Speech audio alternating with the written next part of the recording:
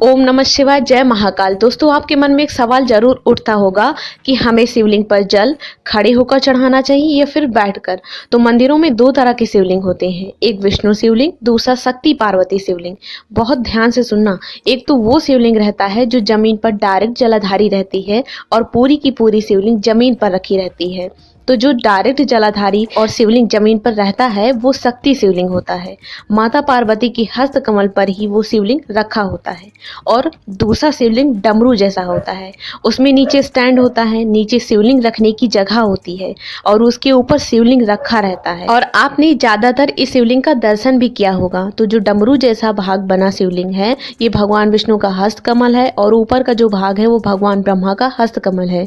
इसको विष्णु शिवलिंग कहते हैं और इसी को हरि सर्वेश्वर शिवलिंग भी कहते हैं। तो शिव मंदिर में शिवलिंग हाइट पर जो रखी होती है या फिर ऊंचाई पर रखी होती है और डमरू जैसा भाग है उसके ऊपर जलाधारी है। जलाधारी के बाद शिवलिंग का निर्माण किया गया है, वो विष्णु शिवलिंग कहलाता है। वहीं अगर आप 12 ज्योतिर्लिंगों का दर्शन करेंगे तो उसमें नागेश्वर ज्योतिर्लिंग छोड़कर आपको कोई भी शिवलिंग डमरू जैसा यानी विष्णु शिवलिंग नहीं मिलेगा, सब शक्ति शिवलिंग ही मिलेंगे। आप जितने भी शिवलिंग देखेंगे, काशी का देखेंगे, महाकालेश्वर का देखेंगे तो जमीन पर ही जलाधारी है। महाकाल बाबा की आप चाहे तो विश्वनाथ देख लीजिए, डायरेक्ट जमीन पर ही वो शिवलिंग रखा है। तो दोस्तों, शास्त्र कहता है कि आप अपनी जिंदगी में एक बात बहुत याद रखना कि शक्ति शिवलिंग का जब जब अभिषेक करें, जब जब जल चढ़ाएं तो बैठकर ही चढ़ाना। भले शिवलिंग कितना भी ऊंचा हो, हाथ ना पूरा पहुंच पाता हो तो आधी शिवलिंग पर ही जल चढ़ाना, आधी शिवलिंग पर ही पानी चढ़ाना, पर बैठकर ही स्नान कराना शक्ति शिवलिंग का। और यदि हरि सर्वेश्वर शिवलिंग है तो वो शिवलिंग का जब भी स्नान कराना तो अभिषेक कराना, पूजन कराना तो खड़े होकर ही कराना। और शास्त्र अनुसार खड़े होने का भी तरीका होता है। आपके दोनों चरण बराबर में रखकर कभी भी शंकर भगवान के शिवलिंग का स्नान नहीं कराना।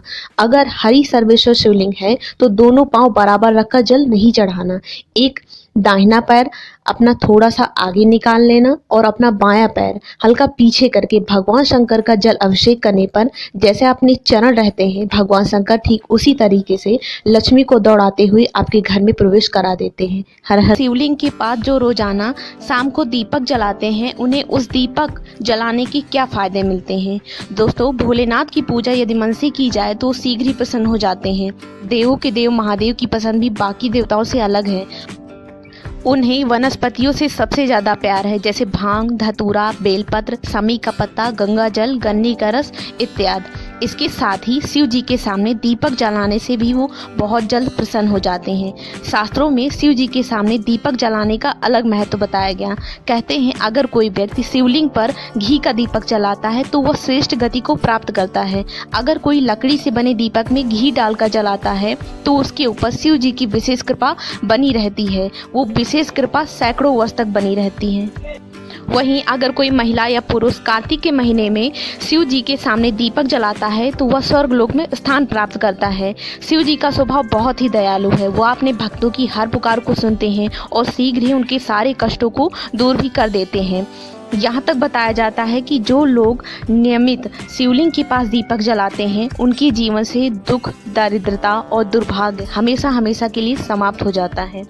और आपने एक कथा के अनुसार सुना भी होगा कि प्राचीन काल में गुणनिधि नामक एक व्यक्ति था जो बहुत गरीब था। वह भोजन की तलाश में बाहर निकला हुआ था और तब रात हो गई और वह जाकर शिव मंदिर में विश्राम करने लग गया। तभी वहां पर जलता हुआ दीपक बुझ गया। तब उसने उस अंधकार को दूर करने के लिए शिव मंदिर में अपनी कमीज जला दी थी। रात्रि के समय भगवान शिव के पास प्रकाश करने के फलस्वरूप से उस व्यक्ति को अगले जन्म में देवताओं की कोषाध्यक्ष कुबेर देव का पद प्राप्त हुआ। इस कथा के अनुसार ही शाम के समय शिव मंदिर में दीपक लगाने वाले व्यक्ति को अपार धन संपत्ति एवं ऐश्वर्य की प्राप्ति होती है। वहीं अगर जो भी व्यक्ति नियमित रूप से रात्रि के समय किसी भी शिवलिंग के समक्ष दीपक जलाता है उसके जीवन से सारे दुख समाप्त हो जाते हैं। क्योंकि आप सभी जानते हैं दीपक के बगैर हर एक शुभ काम, हर एक पूजा अधूरी मानी जाती है। वहीं अगर आपके यहाँ संपदा नहीं आ रही, आप बहुत मेहनत करते हैं फिर भी उसका अच्छा फल आपको नहीं मिलता, कहीं नौकरी, कहीं व्यापार, कहीं शिक्षा, कहीं बीमारी आदि परेशानियां लगी ही रहती हैं, शंकर भगवान के मंदिर में नियमित दीपक जलाना शुरू कर दीजिए।